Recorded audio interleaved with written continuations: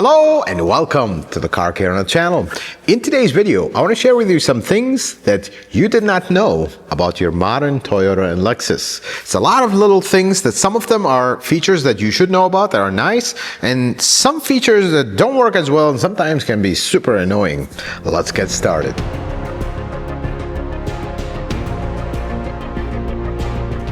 The electronic parking brake. It has become something that is almost standard on all Toyotas, even the very basic ones. Some folks really dislike it. I actually like it because there is something you need to know about it. Let's briefly talk about it. Electronic parking brake. In the past, you have to press a pedal, pull a handle to put the parking brake on. In modern cars, it's a motor that applies the rear brakes. Makes that very familiar sound. That sounds like this. Every time you put it in park, but that park is an automatically engaging parking brake, and you can actually customize that yourself.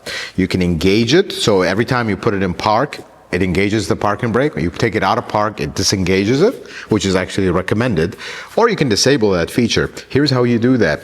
The parking brake button. Most folks are really confused about the parking brake button orientation. If you have it in the center console, pulling it up simulates you pulling the handbrake up. Pushing it down disengages it, simulating you putting the handbrake down. That's how that works. So if you want to engage it, you're going to engage the parking brake. You see park on the screen on the dash, and then pull it up and hold it until you'll see this message. That means the automatically engaging parking brake is now on. Every time you put it in park, it's going to engage. Take it out of park, it's disengaged. But if you want to disable that, push the parking brake button down or disengage the parking brake, then let it go, then press and hold it. Then it'll actually show you another message telling you this feature has been disabled. A lot of folks actually don't know about that. The other thing is something you need to know about electronic parking brake. After you park your car for a while, like sometimes like 5 minutes, 10 minutes, give or take, you'll hear like a quick whine out of the parking brake. That is not a problem, folks. That is the parking brake readjusting.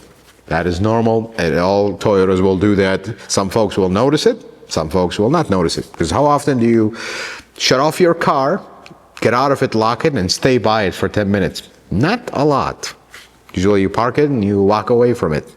It has to be parked, parking brake engaged, doors locked, and keys away from the car is when it happens. That's how that works. In case you hear it, I figured I'd tell you about it. Did you know the majority of modern Toyotas after 2023 don't have steering lock anymore? Here's how steering lock works. In the olden days, you take the key out of the ignition, or sometimes even the ones with the push button start. You shut off the key, open the door, the steering wheel locks. So if somebody breaks the window, gets in your car, steering wheel is locked, you can't turn it. Well, they got rid of that. Around 2023, they started, and now majority of newer models, they don't have that anymore. And the reason being is some of you say, wait, so anybody can break my window, turn my wheel? Electronic parking brake. That's one of the reasons. So the idea here is, okay, somebody breaks in your car, we're not going to start it, we're going to tow it away, maybe, something like that. Well, if the steering wheel is locked, how are you going to turn it to get it onto whatever platform you're stealing it with? But the idea here is if the electronic parking brake is engaged, you're not going to be able to roll the car. That's the first thing. Second thing is, they noticed that theft of cars have gotten so sophisticated that that is not really relevant anymore, or not in the olden days anymore. If the thief is sophisticated enough to start this car that has this mega complicated security system, I don't think the steering lock is relevant. And they figured, well, cars are getting expensive, that's one feature we don't need. They actually cut it out. A lot of folks don't know about that, but that is the case. Around 2023 is when Toyota started, and now majority of their cars actually don't have that anymore. So when you shut off the car, steering wheel stays unlocked all the time. Feature customization. Most modern Toyotas have gotten really good about that, where you can customize a lot of features through the screen and the radio, which is really nice. But there are some features you cannot customize through the radio. You actually have to go use a scan tool to do that. And any capable scan tool will be able to do these customizations, or the original one, or your dealership or specialty shop that have a good scan tool that they can use. Some of the features that are the number one requested features to shut off that most folks don't know that you can shut off. The seat belt reminder chime. It is a nice safety feature to remind you to put your seatbelt, but I feel like we have come to an age where I hope everybody puts their seatbelt without needing the car to remind them. That's very important. But here's a scenario where you'd want to shut that off. Because normally, why would you want to shut that off? It's an important safety feature. Here are scenarios where you may want to. In modern Toyotas, or actually this has been the case for a while, the passenger seat has a weight sensor. And the reason for that weight sensor is it needs to detect who is sitting on the seat. If it's a child, although you should never put your child in the front, but it happens. If the person sitting in the front seat, passenger seat, is less than 60 pounds, it'll actually automatically disable the airbag, because in that case, the airbag could hurt them more than save them. And if it's over 60 pounds, it's going to engage the airbag because now it can help them. So it have weight sensors. But what happens when you have a very heavy briefcase kind of file, binder, or papers, or something you put on the seat, and the computer thinks, oh, there's somebody sitting in the seat. The seatbelt reminder starts chiming the whole ride home. These are the cases where some folks, which have this regular use, you're going to put items on the seat, and the car is picking it up as a person. You may want to disable that, and you can actually disable that, but it has to be using a scan tool. Now, you can also disable the one on the driver for most modern cars. Don't recommend it because it's a good reminder. Equally, the rear seats. We'll talk about the rear seat here shortly, about something you need to know about them.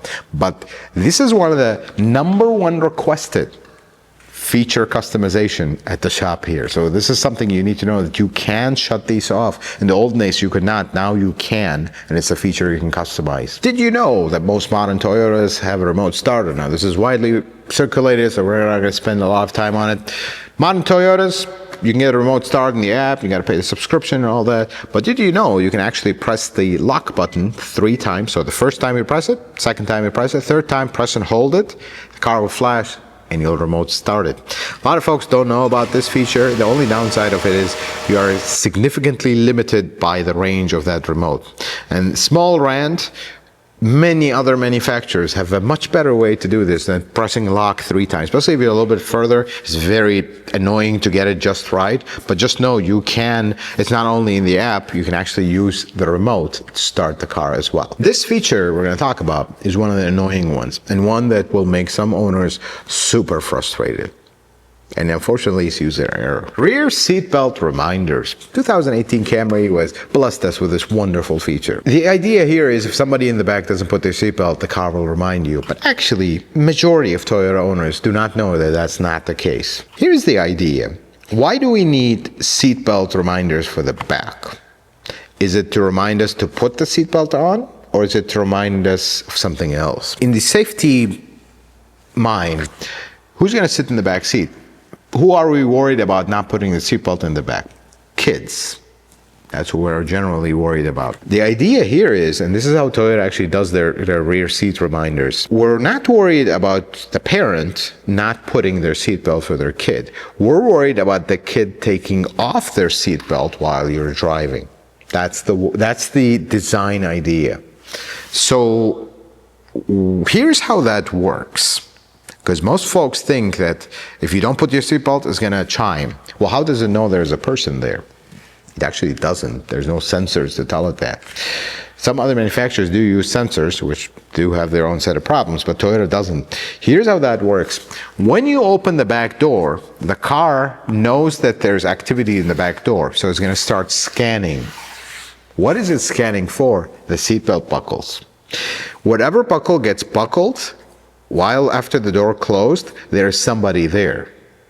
And if that buckle all of a sudden opens, it's going to start beeping. Because now it knows, it has registered that there's a person there. Now, the next time your car comes to a complete stop, door opens, it cancels all that out and starts scanning again. When you close the door, like let's say you have 2 kids in the back, you stopped, you let one of them out, when another one is still there. Well, when you opened the door and closed it, the computer scanned again. Okay, there's one seatbelt buckled, the other ones are not, so now we have one person here.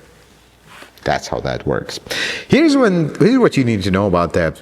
That design sounds, okay, it's good, except one very annoying thing that you need to know about, which have brought so many folks into the dealership complaining about it. Have you ever had your car in the back? You have two people in the back, and all of a sudden the center one starts beeping that it's not buckled. It's like, there's nobody in the center. Why are you beeping? That happens a lot, folks. Here's the reason why. The buckles for the outboard seat and the center seat are right next to each other. The seat belt of the outer seats do not buckle in the center. That's by design. So they won't buckle, but they will go in. So let's say you're sitting on the passenger side of the car in the rear. You reached out for your seatbelt, you came in, by mistake, instead of putting it in the right buckle, you put it in the center buckle. It didn't engage, and you pulled it up, put it in the right buckle, and we're good. Well, the computer just saw a buckle went in, because even though it didn't latch, it was in where it engaged, it tripped the switch. So now it thinks there's somebody sitting in the middle seat that as soon as the car started moving, they do not have their seatbelt. It starts beeping. And it'll make folks just lose their mind. Why is it beeping? There's something broken. No, there's nothing broken. In this case, if it happens to you, because guess what? I have a 2024 Tundra. I have two wonderful kids, and they're actually older teenagers. They do this occasionally, and they get very frustrated. Here's what you do when that happens. Stop the car. Whoever is buckled in the back, leave them buckled. Put the car in park. Open the door in the rear and close it, and off you go. It'll stop doing that, because now it doesn't see that there's another buckle. It just, the car computer assumed, okay, whoever was sitting in the middle now left. And we're good. I thought I'd mention this because this will frustrate owners a lot. A lot. Something you need to know about. Lastly, have you ever gotten out of your modern Toyota? As soon as you close the door, it just starts beeping 4 or 5 times. And you wonder, well, why are you beeping at me? Folks, that feature is called rear seat reminder. Happens to me every single night. I actually should shut it off in my car because my kids are not young anymore. Here's the idea. Now, God bless them, not our place to say anything about that, but some folks still forget their kids in the back or pets in the back. That unfortunately still happens. So there is a feature in modern Toyotas which you can actually turn off or on. Every time, let's say you got off work, you put your backpack in the back seat, when the computer sees that the back door opened and closed, it registers it as back seat has been used. Doesn't know what was used, but something happened in the back seat. It's going to keep that memory until you make it to your destination, stop, close the door. It's going to beep to remind you, hey, you might want to check the back seat. In the computer's mind, maybe you left a kid, maybe you left a pet, maybe you left something, but it could be just you put your bag in the back. But hey, do you know how many times I go home and I open the back door, I put my backpack, close the door, and then I got home so tired and so just thinking about a million things that I got out of the car, closed the door, and started walking away immediately, forgot about my bag. And then the car starts beeping. Oh, my bag. That's a more realistic scenario. So if you hear that beep, it's just a reminder that they're reminding you to check the back seat because the car thinks you put something there. Now, if you don't like that and you never forget and you can shut it off. It's a feature you can shut off. So I just wanted to mention it in case it happens. And that is some things you do not know about your Toyota. I sincerely hope you learned something new here, especially that rear seat that really frustrates folks and thinks there is a problem. There's actually no problem. It's just unfortunately user error, but some folks will say that it's kind of not a good design, but there was no other way around it. They assume that buckles will be buckled in the right place. Folks, I hope this video was helpful and informative. I hope you learned something new. If you like it, consider giving it a thumbs up. If you're not a subscriber, consider subscribing to the channel. Check out some of my other videos. Until the next video, folks, may the Lord bless you and keep you, and you have yourself a wonderful day.